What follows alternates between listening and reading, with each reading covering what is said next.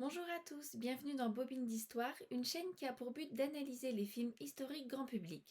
Tout d'abord, revenons rapidement sur la définition du film historique. Le film historique est un genre du cinéma qui comprend des milliers d'œuvres très différentes les unes des autres. La particularité de ce genre de film est qu'il fusionne deux disciplines, le cinéma, le septième art, mais aussi l'histoire. Or, ces deux disciplines fonctionnent de manière bien distincte.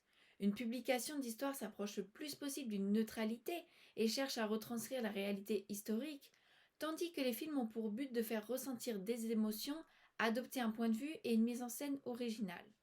Par conséquent, il est difficile d'appréhender le genre historique au cinéma tant les attentes sont multiples. Certains viennent chercher une reconstitution fidèle de l'histoire, tandis que d'autres veulent s'évader dans un univers qui ressemble à notre conception du passé. Dès lors, on peut voir quatre manières d'appréhender l'histoire dans un film.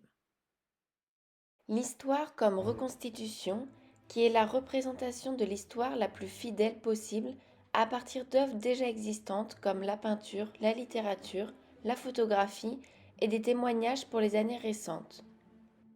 L'histoire comme décor. L'histoire est alors un prétexte pour raconter une intrigue cinématographique. Une attention particulière est apportée au décor et à la forme de manière générale, mais avec des intrigues pouvant largement s'éloigner des écrits historiques. L'histoire comme métaphore. Le but est d'utiliser les événements pour transmettre un discours indirect à des fins de propagande ou de critique du monde contemporain. Le relativisme historique, qui est apparu récemment et qui cherche à adopter un autre point de vue que l'histoire officielle. Ce mouvement va de pair avec l'orientation des recherches historiques qui se tournent de plus en plus vers l'histoire des oubliés et des vaincus, comme l'histoire des femmes ou des minorités. En plus de ces différents mouvements, il existe des sous-genres de films historiques qui disposent de leur propre code, comme le péplum ou le film en costume. Ces deux sous-genres qui vont nous intéresser dans cette étude sont les plus répandus et les plus populaires. Ils possèdent chacun une sorte de code et attente préétablie. Dans un péplum, nous attendons généralement une épopée, de la violence et des mœurs plus libres. Dans un film en costume, comme son nom l'indique, les costumes et les décors sont magnifiés, mais dans un certain réalisme. Ce sont généralement des films se déroulant à la Renaissance. Nous allons nous intéresser à 4 films grand public afin de comprendre comment s'opère la transmission du discours historique au grand public, et plus précisément la représentation des figures royales et la place des stéréotypes. Pour cela, nous nous pencherons sur Alexandre d'Oliver Stone pour la figure d'Alexandre le Grand, Cléopâtre de Joseph Mankiewicz pour le personnage de Cléopâtre, L'homme au masque de fer de Randall Wallace pour la figure de Louis XIV, et enfin Marie-Antoinette de Sofia Coppola pour le personnage de Marie-Antoinette.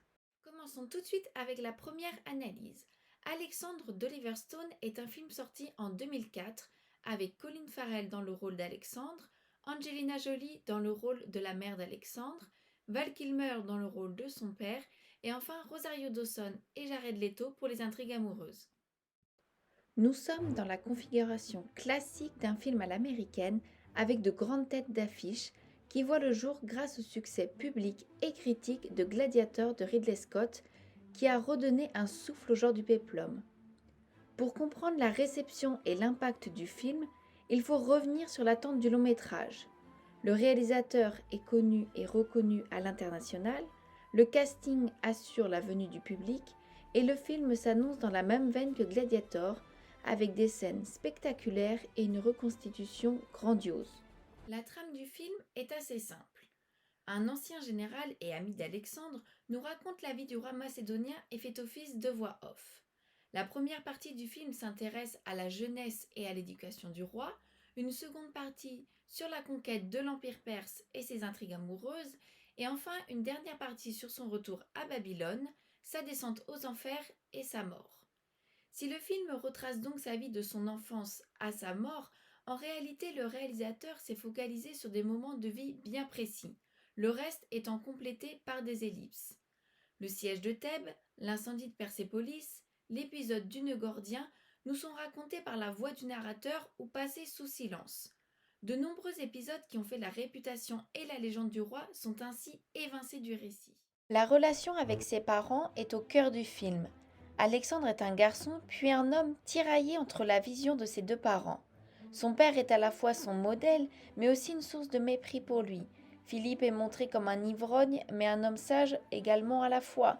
Le personnage central de la vie d'Alexandre est bien sûr sa mère, qui est représentée comme une sorcière comploteuse ayant une emprise sur son fils, et ce tout au long de sa vie. Alexandre lui-même oscille entre les qualités et les faiblesses héritées de ses parents. Outre la relation avec ses parents, ses relations amoureuses sont également montrées. La bisexualité d'Alexandre est clairement suggérée dans le film à travers le personnage d'Héphaïstion, avec qui une complicité et une intimité se nouent dès l'enfance. Son compagnon d'armes le suit tout au long de sa vie, et c'est la personne qui comprend le mieux Alexandre. Bien qu'il se soit marié plusieurs fois, seule Roxane est montrée comme son épouse. Leur relation occupe peu de temps à l'écran. Il semble certes amoureux de Roxane, mais passe peu de temps à ses côtés. À la mort d'Héphaïstion, Alexandre accuse d'ailleurs cette dernière de son meurtre et entre dans une colère folle. Un parallèle est alors établi dans la relation entre ses parents et celle qu'il entretient avec Roxane, cette dernière étant la représentation d'Olympias et Alexandre celle de son père. L'autre aspect majeur de la vie d'Alexandre est bien sûr ses conquêtes. Alexandre ne veut pas seulement conquérir l'Empire perse, il veut créer un monde où il sera le seul roi et où les populations cohabiteraient ensemble. Une vision fantasmée où le conquérant apporte bonheur et liberté aux populations indigènes tout en respectant leur culture.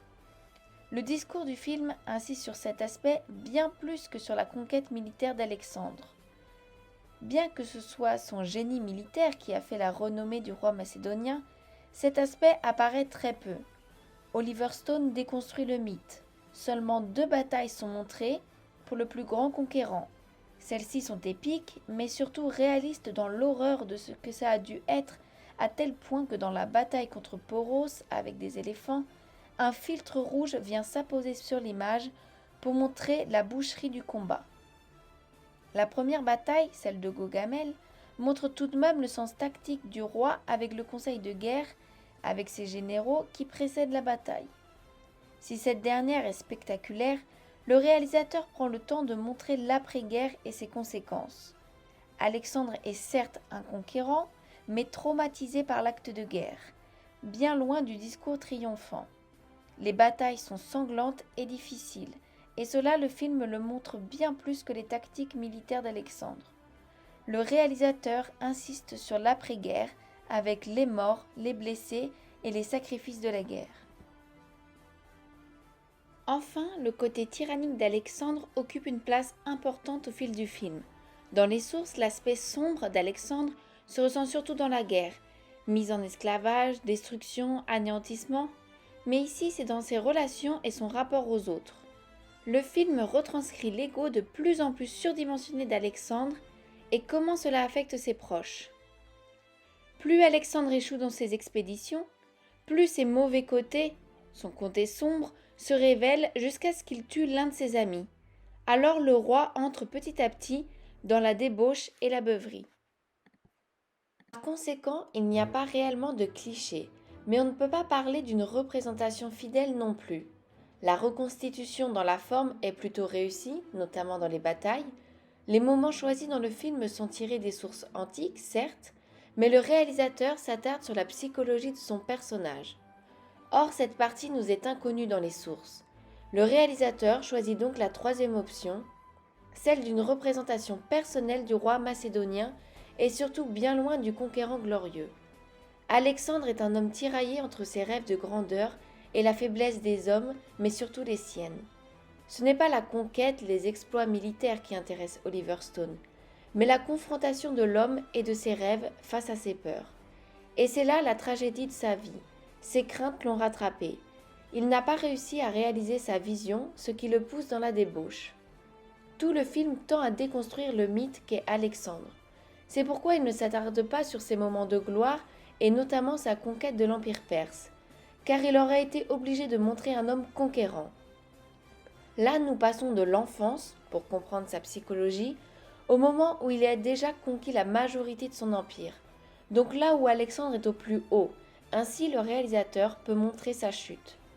Le propos du film est assez simple. Alexandre n'était qu'un homme avec des faiblesses et un rêve qui le dépasse. La réception du film sera d'ailleurs catastrophique. Comment l'un des plus grands conquérants qui a inspiré tant de rois peut-il être représenté homosexuel? Cela a beaucoup dérangé à l'époque. Pourquoi il y a si peu de batailles et pourquoi le personnage est montré aussi faible? Une interprétation commence à émerger comme quoi Alexandre serait le symbole des États-Unis rêvant la conquête du Moyen-Orient mais qui finit par échouer. Pour rappel, nous sommes en plein dans la période des attentats du 11 septembre 2001, mais le réalisateur dément rapidement cette théorie. Bref, le film obtient rapidement la réputation de nanar et tout est prétexte à critiquer le film. Le jeu des acteurs, la perruque de Colin Farrell, la musique pompeuse de Vangelis. Finalement, le film n'a pas changé grand-chose sur le personnage d'Alexandre et a été assez vite oublié. Les critiques étant trop nombreuses et trop virulentes, le film n'a pas participé à démentir ou véhiculer certains clichés sur Alexandre. Le réalisateur a fait le choix de s'éloigner de ce qu'on attendait d'un film sur Alexandre. Il a préféré le montrer homme. C'est pourquoi son film d'ailleurs s'intitule seulement Alexandre et non Alexandre le Grand ou Alexandre le Conquérant. Le réalisateur s'est souvent intéressé au président et aux guerres américaines en proposant une vision plus nuancée et bien loin de la propagande traditionnelle héroïque américaine. Il a pour habitude de déranger, de bousculer et d'égratigner le discours historique habituel. Alors quoi de plus intéressant, de plus percutant que de s'intéresser aux faiblesses, aux peurs des hommes en prenant comme support celui qui a tout réussi, qui a tout conquis.